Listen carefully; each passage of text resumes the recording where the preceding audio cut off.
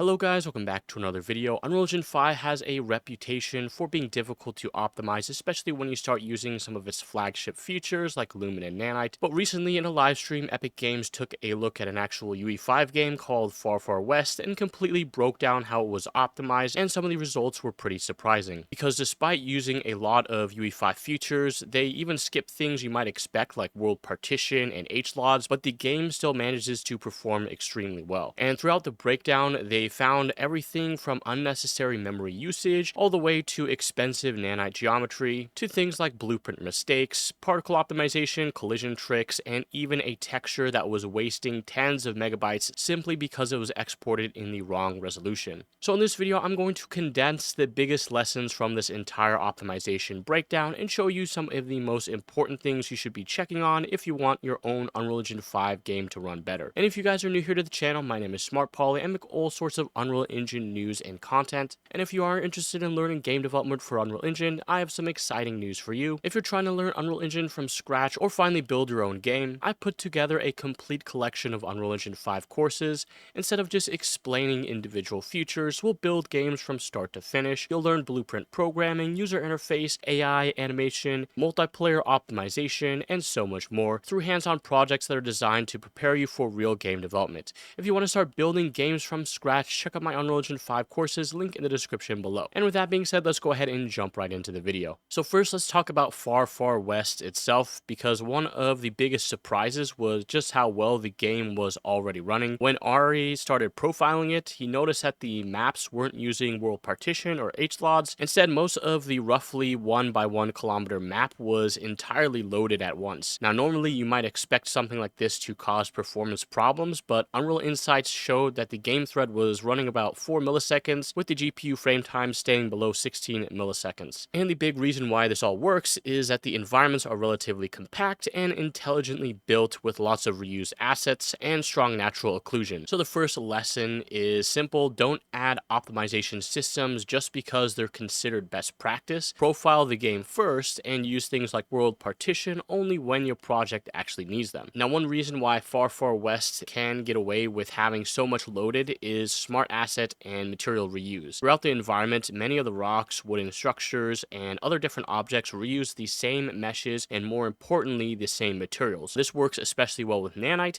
which can take advantage of shared materials to keep draw calls relatively low, even when those materials are being used across different meshes. So instead of creating unique materials for each variation of an object, you can reuse meshes and materials wherever it makes sense. You can still create a visually varied environment with filling your projects with thousands of unique assets, but that can make a big difference when you're trying to keep the rendering costs under control. Next up, they talked about Niagara, because particle effects can quickly become expensive when you have them scaled throughout an entire level. In Far Far West, they use Niagara effect types to automatically cull, pause, and throttle effects based on things like the distance and the visibility. For example, distant smoke can still appear to be moving, but the actual Niagara simulation is paused, with most of the visible movement simply coming from the material. So you're essentially maintaining the visual effect without paying for the full particle simulation. Next, they look at things like memory usage. They found that Unreal's default memory pools were much larger than the game actually needed. For example, Far Far West had 256 megabytes Nanite streaming pool, but during testing it was only around 17 to 21% of it. So they found something similar with the texture streaming pool, where roughly 2 gigabytes was available, but the tested area only required about 10% of that. So the lesson here is that Unreal's default memory budgets aren't necessarily right for your game. You can use things like the stat streaming, stat nanite, and render resource viewer to see what you're actually using and adjust those budgets accordingly, especially if you're targeting lower end hardware with limited VRAM.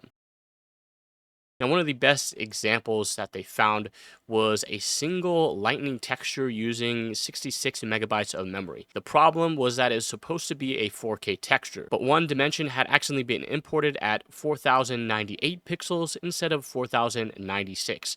And because it wasn't a power of 2, the texture couldn't properly use bitmaps and streaming, meaning the entire thing remained loaded at full resolution. And they checked through the reference viewer. They also found that it was also referenced by things like the game instance, potentially keeping it loaded even when it wasn't needed. So sometimes optimization comes down to ridiculously small mistakes, so you have to check your texture resolutions, bitmaps, streaming settings, and hard references, because a single incorrectly configured asset can waste a surprising amount of memory. Next, they talked about Nanite, because while Nanite can handle huge amounts of geometry, that doesn't mean you can completely ignore how your meshes are built.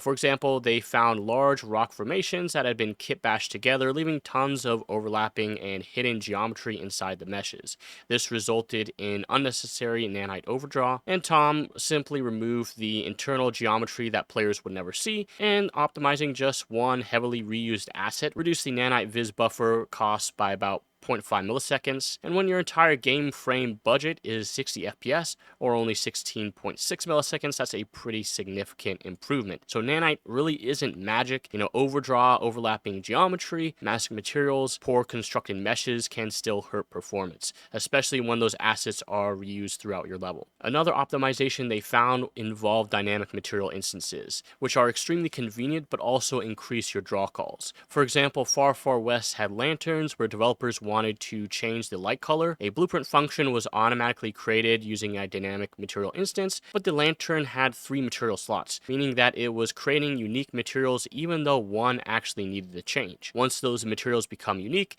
Nanite can no longer batch them together as efficiently, resulting in additional draw calls. So if you're using dynamic material instances across hundreds of objects, be careful about creating them unnecessarily. Only make a material dynamic when you actually want to change its parameters, and keep everything else shared whenever possible. Next, Far Far West uses a clever trick to reduce the cost of having a lot of enemies on screen. So instead of keeping a detailed skeletal collision enabled at all time, they keep it disabled until the player actually fires a weapon. Because of this, the game uses hit scan weapons. Detailed collisions for things like headshots only needs to exist for a brief moment. The game enables the skeletal collision, performs the hit direction, and then disables it again. This basic capsule collision remains active for normal gameplay, and this is a great optimization principle in general. If something is expensive, you only need it occasionally, you don't need it running all the time. And of course, the same idea can be applied to collision, ticking, animations, and plenty of other gameplay systems. Another thing they looked at was the game's UObject count, which is easier to track inside of Unreal Insights in 5.8. Far Far West was sitting around 120,000 UObjects, which Ari considered a very healthy number, but also noticed that objects were constantly being created and destroyed throughout each round, meaning Unreal eventually had to clean them up through the garbage collection.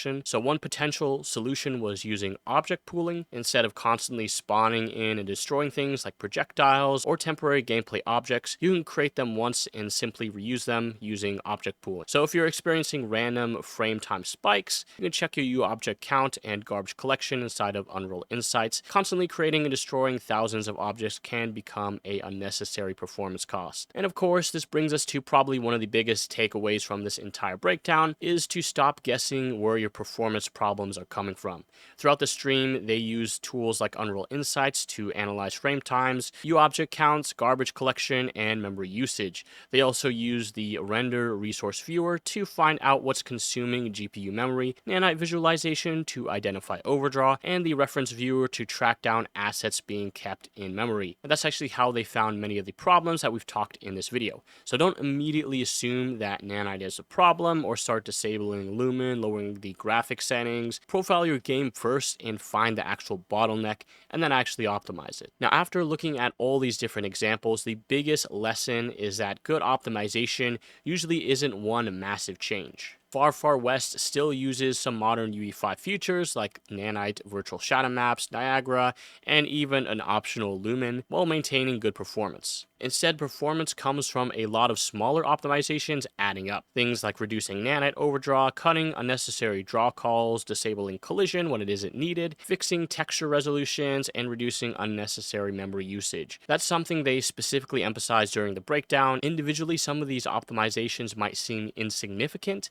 but together they make a major difference. So optimizing UE5 doesn't necessarily mean disabling all of its features. It's more or less about understanding what your game actually needs and eliminating the work that the player will never notice. So overall, I think Far Far West is a good example of real Unreal Engine 5 optimization, what it actually looks like. It's not about finding one magical setting that suddenly doubles your FPS. It's about profiling your game, finding where you're wasting that performance, and slowly eliminating those problems. And sometimes those problems can be surprisingly simple. It could be an inefficient mesh, unnecessary collision, or maybe it's even a texture that's 2 pixels too large. So when you're working with your own Unreal Engine project, start getting familiar with the Unreal profiling tools and focus on what your game actually needs rather than just blindly following optimization advice. And that's pretty much going to be it for this video. So let me know you guys' thoughts about this down in the comments down below, and subscribe for more Unreal Engine 5 tutorials and content.